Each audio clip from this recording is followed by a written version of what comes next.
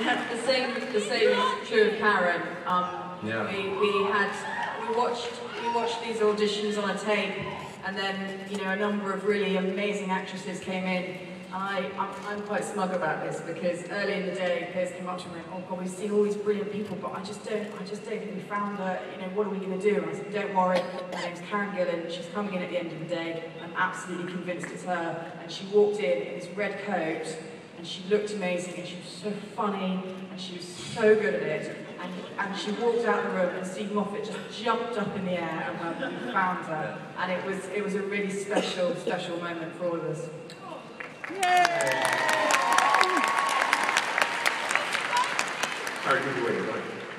Hi, my question's for Matt and Karen. I really look up to you guys as actors, and I was wondering if you had any acting advice for someone who's just starting theater school like myself. Oh. Attend. That's always good. And then, I guess, do your training, soak up everything you can.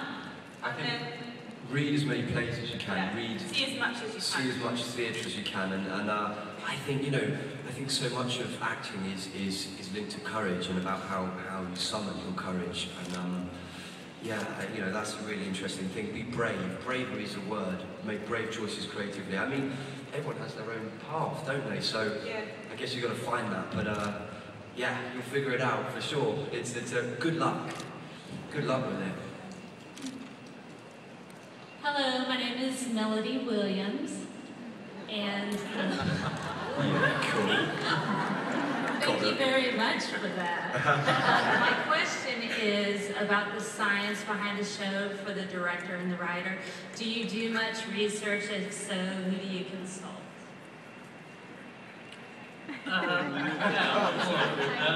Yes. Check out Sexy Vampire film. That's the kind of level of research. A childhood spent watching Hammer horror films, as opposed to looking. If I understood science, again, I doubt if I'd have become a writer.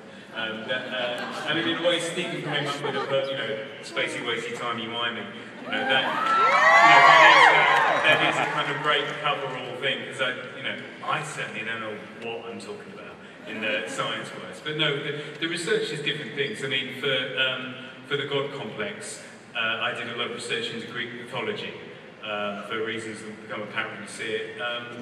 And so it tends to be that kind of thing as opposed to the science stuff. The science stuff you kind of tend to explain by a weird, made-up thing.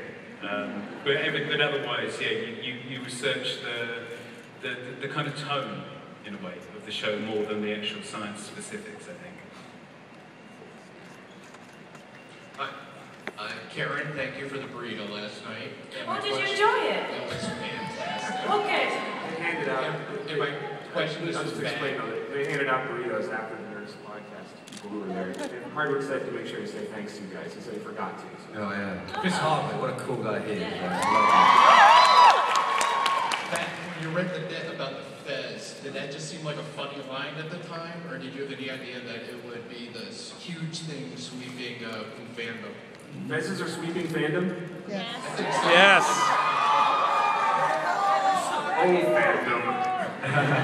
No, that's kind of one of those things that you have no idea about. I mean, all sort of testament to Stephen Moffat really for having the ingenuity to be very clever, and it's actually him that makes Fez's cool. But what's groovy about all that is that's just me bleating on to him about wanting to wear a hat. So he gave me the most stupid hat he could.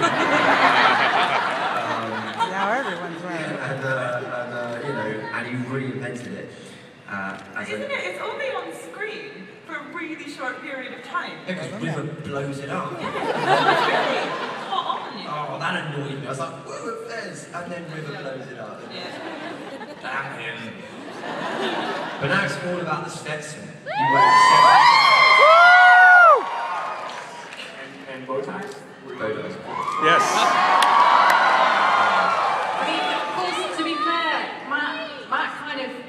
Talking about how much Matt is like the Doctor, when we were looking for the costume, which was a huge decision, Matt pulled the tweed jacket out of his bag and said, "I think I should wear this."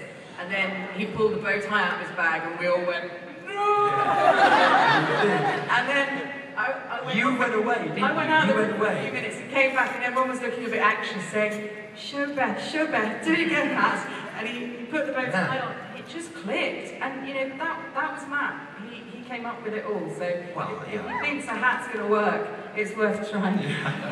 I'll remind you of that. Hello. My name's Lex.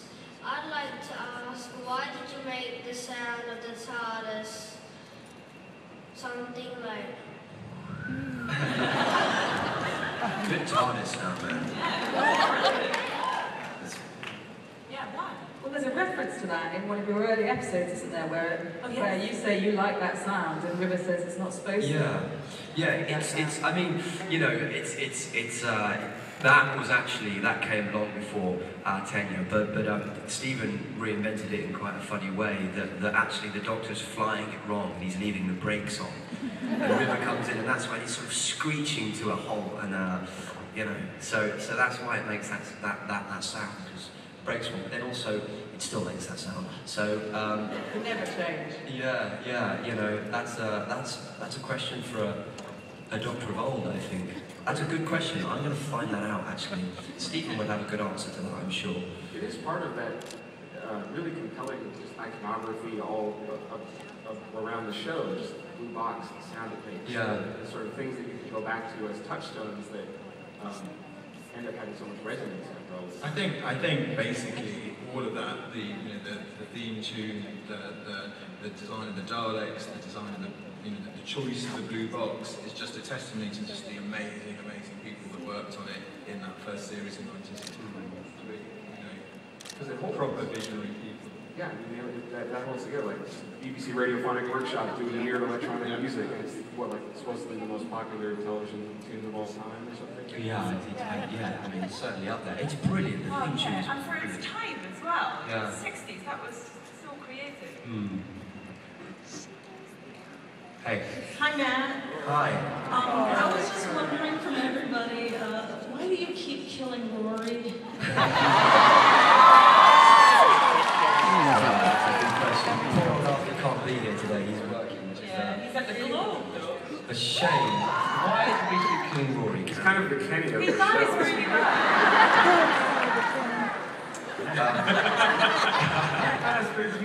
Yeah, I mean, you know, but we keep getting him back. Yeah.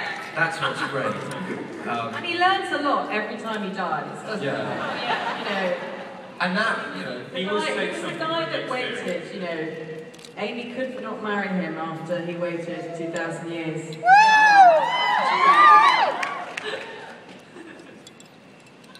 Hello, Doctor. Hello. I just wanted to say, I actually wear bow ties in real life, and they really are cool. Yeah. And so my question is for Matt and Karen. Throughout the show, or at least this last season, you had secrets for your characters that you actually had in real life as actors. And I was just curious, how does that affect your process? I think it really helps. Yeah. To keep, you know, if the characters are keeping things from each other, then it helps to actually not discuss them in real life. But you know, my secret, I've still got. You still don't know it. I know, there's something, Stephen's told Karen something about, we can't even say what it is, but... So good. But, what is it? So she told me what it's about. I mean, I can't even say because it's really exciting. But she hasn't told me the thing that it is. And she won't tell me. Powerful right now. I try and get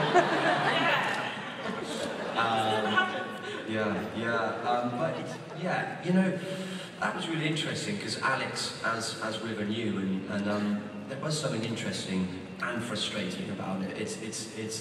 Which is good because that's what I think the Doctor always wants to know the most, and always does generally know the most.